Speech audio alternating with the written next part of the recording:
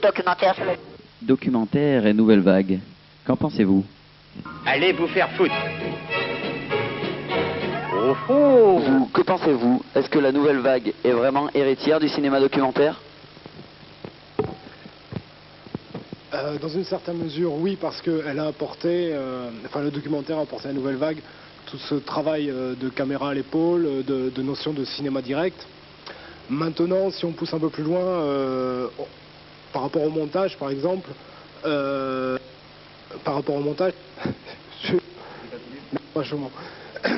le chercher à faire des faux raccords et maintenant, le documentaire, lui, va cacher pour en faire des vrais raccords pour une notion de vérité.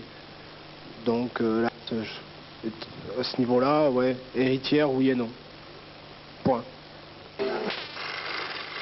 Peut-on tout filmer sans tomber dans le racoleur et donc dans le traditionnel, dans le fictionnel?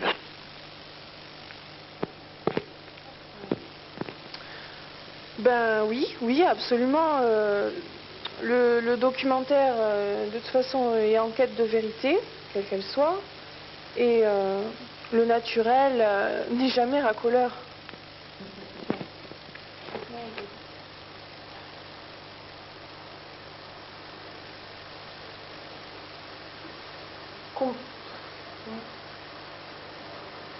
Cinéma documentaire et cinéma expérimental, qu'en pensez-vous?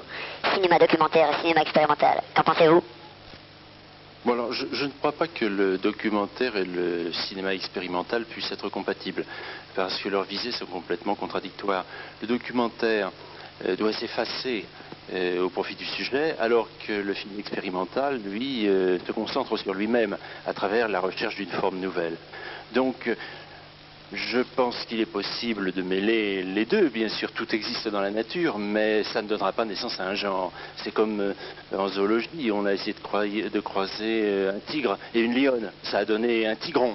Mais un tigron, c'est stérile. C'est-à-dire que ça ne donne pas naissance à quelque chose de nouveau. Je dirais que le documentaire expérimental peut exister, mais ça doit être une sorte de monstre qui ne donnera jamais rien, et pour moi c'est comme une espèce d'énorme contresens.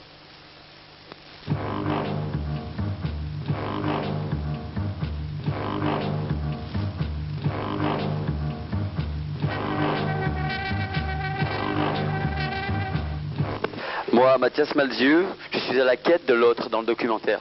C'est pourquoi je fais ce documentaire, car moi, Mathias Malzieu, j'ai écrit, réalisé, tourner les interviews de ce documentaire.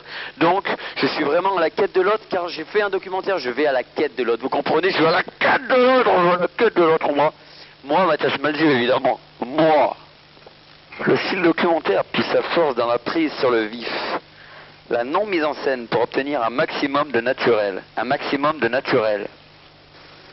En effet, le documentaire doit être un acte filmique spontané, dans le but d'obtenir les réactions les plus naturelles des personnes faisant l'objet du film.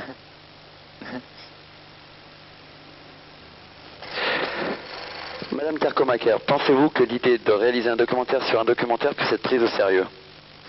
Bon, alors c'est une question qui a tout l'air d'une question piège, mais en définitive, j'ai envie de répondre pourquoi pas. Pourquoi pas? Parce que si l'on part de ce que peut signifier le mot documentaire, dans le documentaire on a document, documenté, documentation, on voit poindre quelque chose qui est la grande question qui existe pour toute représentation par l'image, la question qui oppose le vrai à ce qui serait du non-vrai, ce qui serait de la fiction. Alors le documentaire signifie à la fois avoir un point de vue documenté, produire éventuellement un document, tout en sachant que peut-être, dans la mesure où ce document utilise les moyens d'un langage spécifique, utilise une forme qui sera le résultat d'une manipulation, ce document pourra devenir, pour reprendre le terme de Varda, c'est fini. Soleil.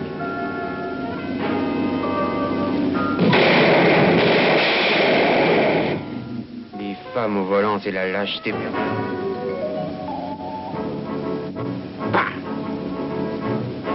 C'est beau le soleil. C'est beau le soleil.